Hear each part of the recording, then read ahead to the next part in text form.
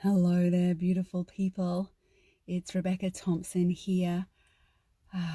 Just had a beautiful, beautiful walk on the beach this morning where I live here on Bribie Island. The wind has shifted to a westerly, and so out on the coastal sort of side, on the seaside, because we have a passage side and a seaside, the wind is very calm, and it is just beautiful, beautiful this morning. And as I was walking along, I was feeling into exercise in general, physical exercise. Good morning, beautiful people jumping on. And how it relates to burnout, and vibrant health. Because, as many of you know, I help women on a sacred path of leadership, and to do that without burning out and without compromising their health and well-being. One of the aspects that we look at is how to look after your physical body, how to use it for healing and not for harm. And a lot of the things that can happen around the physical body and your exercise is that we choose things based on our psychological patterns that aren't necessarily going to help us long term. So burnout doesn't come from whether you are active physically or not active physically. It comes from losing your center in whatever activity it is that you do.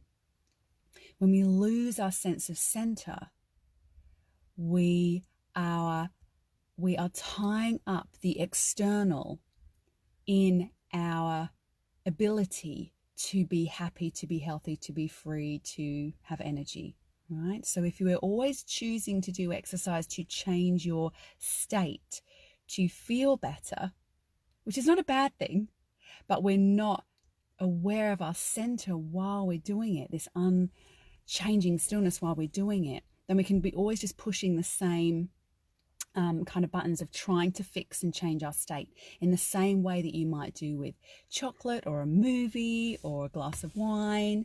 It's always putting something in the external and giving that more importance than your center, which is unchanging. What a beautiful dog here. So I hope that makes sense. So that's the first thing. Are you doing your exercise just purely to change your state in the same way that you would reach for a glass of wine, right? And relying on that external to bring you peace? Because the question you have to ask yourself is, what if I could never run again? Or what if I could never do yoga again? Or what if I could never go for a walk again? Would I be okay with that? And you may have come up against this a little bit in lockdown. If you haven't been able to go to your favorite class, you may have found a different way of exercising. So that's the first thing. Can you still be okay? And those of you practicing a strong centered practice of presence, no matter what you do, then exercise is amazing and can make you feel great, but you don't need it, right? The attachment is not there. So that's the first thing, is the attachment to a practice is an attachment to something external to make you feel better rather than relying on your center. That's the first thing.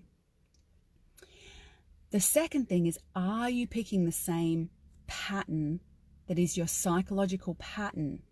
And I see this a lot. So if you're someone that pushes and drives and works really hard a lot in life and you're a doer, then if you choose a very doing type exercise, so like, boot camp, or you're running or charging up mountains or something like that, then you're pushing the same buttons potentially, right? You're grooving the same buttons of that drive.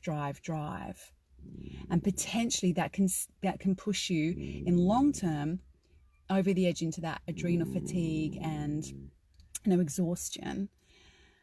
And again, I'm not saying that those exercises are not good, but it's, can you hold your center whilst you're doing them? And what is the intention behind them? If it's a should and that push and that need to strive and attain a goal, and that's the same pattern that you play out perhaps in your work and in your relationships, then that's where the lies.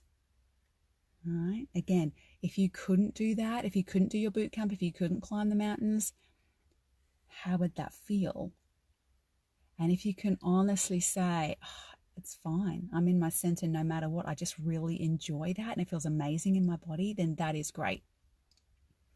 but we're looking out, on this path of personal and spiritual development and being your highest, we're always looking out for when are we using our external environment and following what the mind is saying we should do in order to feel better, rather than staying in our center and feeling better and using and playing in this amazing external environment that we have to just enrich our lives even more. Because we can use exercise in such a beautiful way as well to really explore our edges. And I do this a lot, with hot and cold, like going into the sauna, going into cold water, going into the sea, basking in the sun. Exploring those edges can really help us to come into center. But we need to hold that presence no matter what. That's when we really, really, really hone our capacity to be in abiding peace, unwavering in our life no matter what happens. But if we're always using our external environment to change our state, then we're always actually shifting out of center into extreme exercise, or out of center into extreme inactivity. Trying somehow to find center. But if we don't come into center, we don't learn how to do presence, then we can risk just flipping, this push-pull of like, I'm amazing here and now I feel terrible. I'm amazing and now I'm exhausted. Whereas if we infuse presence into everything that we do, whether you are doing that run on boot camp, climbing that mountain, whether you're in deep relaxation and rest, or doing a yoga nidra, or just sitting and looking at the trees, if you can do that, then you are really living. And you are accessing life force and vibrant energy, and you are going to feel more joy and more peace from whatever you do. And then when you come to stillness, you're going to feel that so potently and so profoundly, because you've explored those edges, that you will be an unwavering presence no matter what. And if you don't know how to find your center, you're like, what are you talking about? Presence, center, I have no idea. Then this is the essence of the work that I teach you. You want to check out some of the events we have coming up. We have an online one June the 23rd, I think, one in July here on beautiful Bribie, just an hour from Brisbane. So we have a few things where we teach these foundational practices of presence, because if there's nothing else you do right now, we need, and you need, if you don't already know, to come into your center more and more and more, because there is so much duality, there is so much change, there's so much flux out there in the world, that you need to know where you are. You need to know your center. When you're in your center, you know that you know, and it's undeniable, and you can't be swayed by other things. So yeah, let me know what you think about that, like how you use exercise. Are you aware that you use it to try and change your state, or do you try and infuse presence? Do you see yourself flipping from one extreme exercise to then exhaustion and inactivity? I would love to hear your comments on that. All right, beautiful people, have a great day. Thank you for your love as I was sharing this. Take care.